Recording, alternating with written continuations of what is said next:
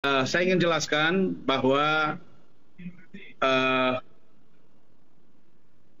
terkait dengan Facebook yang disita oleh penyidik Polda Jawa Barat di Bandung, itu adalah sebuah keharusan, sebuah keniscayaan.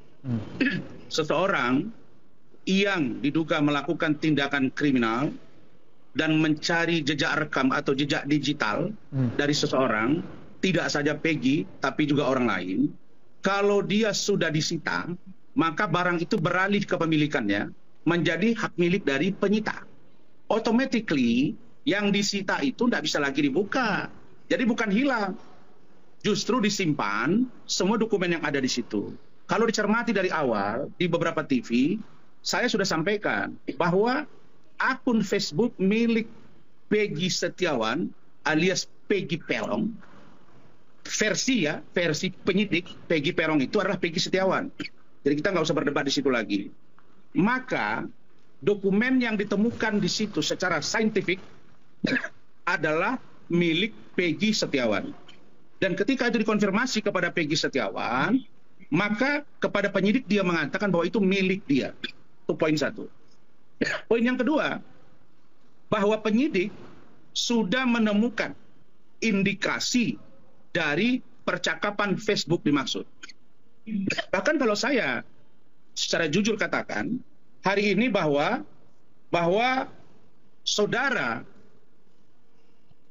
Peggy Setiawan justru menurut saya para pengacaranya harus sudah lebih cermat, harus lebih berupaya agar Prapit itu bisa dibuktikan bahwa status tersangka dari Peggy Setiawan bisa lolos.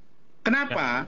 Karena untuk memperkuat dasar bagi polisi melihat rangkaian peristiwa hukum yang terjadi, maka pilihannya adalah salah satunya menyita akun Instagram atau akun Facebook dari saudara Peggy Setiawan. Ya, Jadi itu bukan dihilangkan ya, itu saya sudah konfirmasi tadi malam kepada penyidik. Ya. Maaf dalam hal ini ya katakanlah orang Polda Jabar bahwa itu bukan disita, tapi diamankan, begitu. Yang bilang itu dihilangkan siapa? Saya sudah tanya, tidak ada yang dihilangkan, yang ada diamankan. Otomatis Facebook dimaksud, kalau sudah jadi barang bukti dan disita oleh penyidik, maka tidak bisa lagi dibuka, tidak bisa lagi dioperasionalkan. Dan kewajiban dari seorang tersangka untuk memberitahu apa password dari Facebook dimaksud.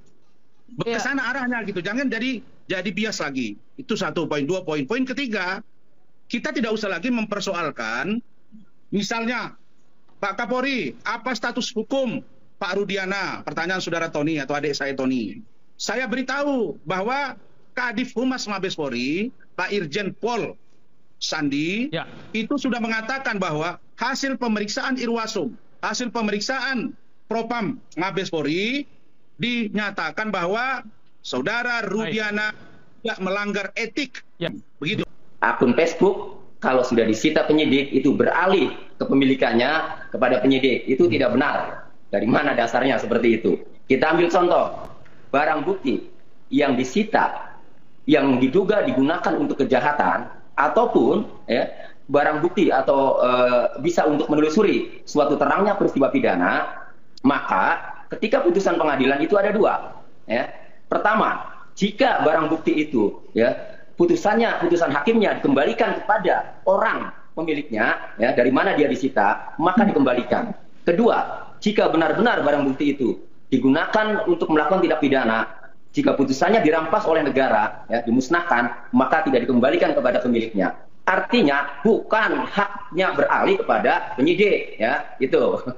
Kemudian kedua, kenapa kami melaporkan atau mengadukan tentang hilangnya postingan-postingan Facebook Peggy Setiawan kepada Propam, karena awalnya postingan itu ada. Jadi sejak pertama kali ditangkap, orang masyarakat tidak tahu kalau DPO itu kemudian yang ditangkap adalah Peggy Setiawan.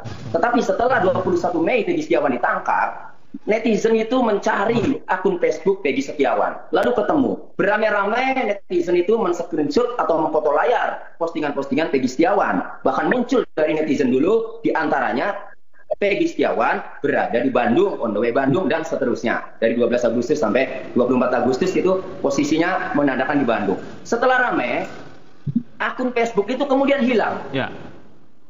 Setelah ini bisa saya jawab nggak? Mei 2024, saya menanyakan dalam satu stasiun televisi acara ya di iNews ya. Ini penyidik harus menjelaskan kenapa akun Facebook ini hilang. Ini bisa saya jawab nggak? Kemudian tidak lama. Sebentar, kita kasih kesempatan lebih dahulu. Di akun Facebook itu.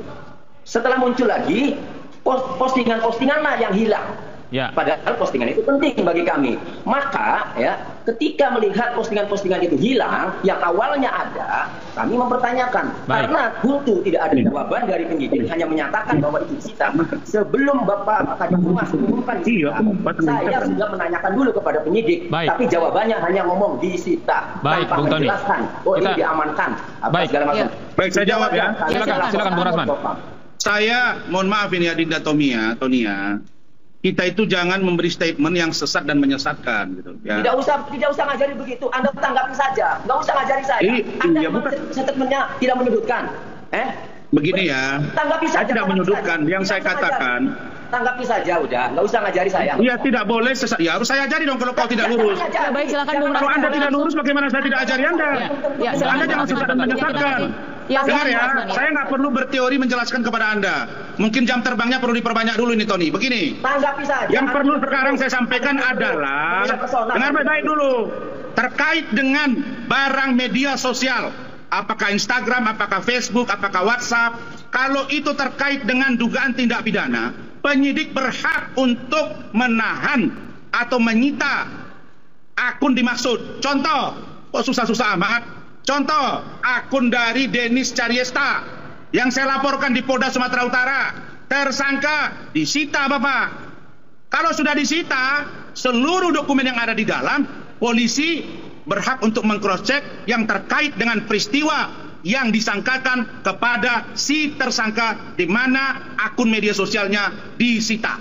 Jadi itu adalah hak yang harus dilakukan. Kenapa?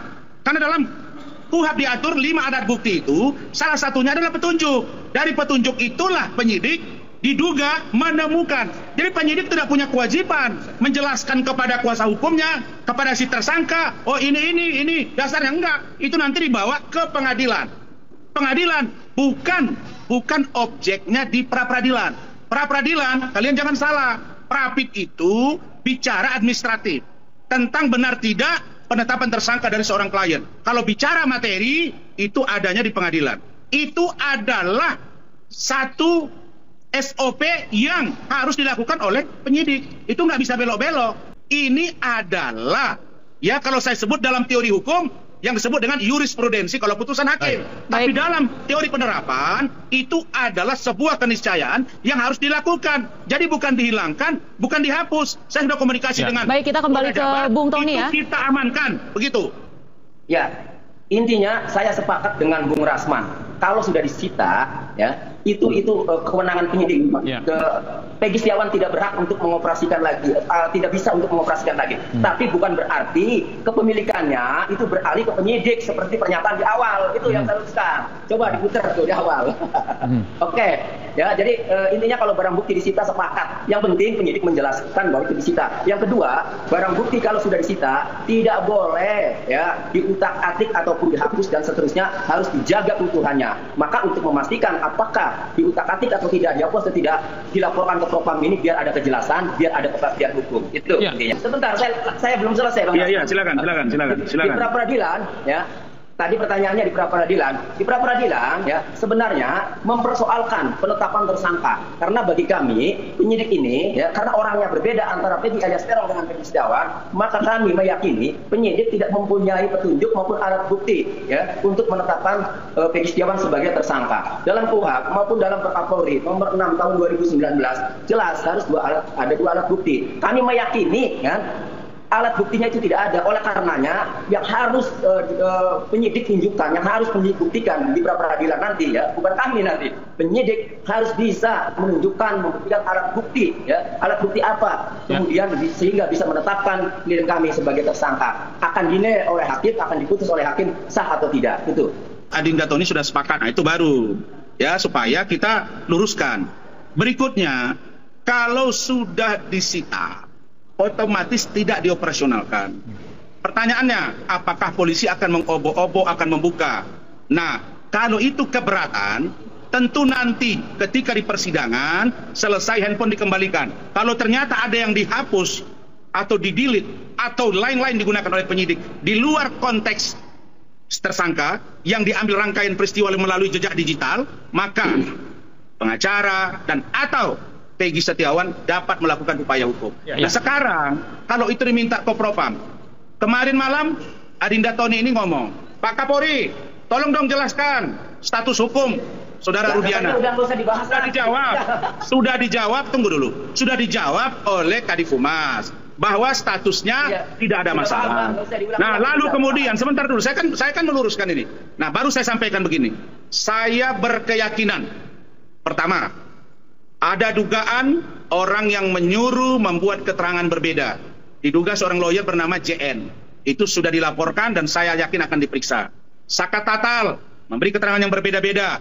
Saya juga yakin sebentar lagi juga akan diperiksa dan mungkin akan dibawa. Yang terakhir, pra-peradilan ini, kalau saya lihat dari argumentasi yang dibangun oleh para lawyer, saya yakin kok sepertinya Prapitnya akan ditolak. Ini keyakinan saya. Kenapa? Karena dalam beberapa debat saya perhatikan di beberapa TV swasta, tidak saja di iNews, mereka ini masuk ke pokok perkara. Saya sudah sering pra-peradilan. Harus bertahan pada konteks penetapan TSK. Contoh, nama Peggy Perong, bukan Peggy Setiawan. Harus dijawab juga. Kenapa di Bandung namanya jadi Romi, bukan Peggy Setiawan, bukan Robi. Tapi dia Robi. Kenapa diperkenalkan Robi ini sebagai keponakan oleh bapaknya? Kenapa bapaknya menggandakan kakak? Maksudnya apa? Rangkaiannya kelihatan dua-dua diduga berbohong. Diduga, bukan menuduh. Seperti itu. Ya, penyidik saja sampai menyita akun Facebook klien kami, Peggy Setiawan, berarti akun Facebook itu penting menjadi jejak digital sebagai petunjuk untuk membuat terang peristiwa pidana. Begitu bagi penyidik, begitu juga bagi kami. Ya. Makanya barang bukti itu kan netral, tergantung siapa yang menafsirkan. Kan? Nah bagi kami itu juga penting. Kenapa? Karena kami menilai dari postingan-postingan, rangkaian postingan dari 12 Agustus 2016, on the way ke Bandung, DW kan dia tetap sendirian juga berani. Kemudian 17 Agustus ada di Bandung, di situ 24 Agustus lupa suasana kampung. Dari rangkaian-rangkaian itu, ya, kami menilai postingan Peggy Setiawan ini sangat penting, yang bagi kami menunjukkan bahwa Peggy Setiawan pada saat kejadian tidak berada di Cirebon, melainkan berada di Bandung. Nah, pembuktiannya nanti lihat kondisional. Kalau memang ya di pra-peradilan itu ya situasinya memang perlu harus dibuktikan, ya akan kami buktikan. Tetapi kalau memang cukup hanya untuk memeriksa ya alat bukti yang disampaikan oleh penyidik untuk menetapkan tersangka Peggy Setiawan saja, ya kemudian hakim sudah bisa menilai, bisa melihat, ya syukur sudah batal tersangkanya kan. Baik. Terima kasih, Bung Tony, Bung Rasman. Singkat ya. Kalau ternyata nanti Prapit ditolak, saya mohon kepada pengacaranya jangan terlalu ekspresif. Tapi kalaupun diterima, jangan juga terlalu ekspresif. Kepentingan saya adalah sebagai warga negara ingin kasus ini cepat tuntas atau istilahnya satset atau tastes. Oke? Terima kasih. Selamat siang. Baik, terima kasih banyak Bung Rasman, praktisi hukum, dan juga Bung Tony.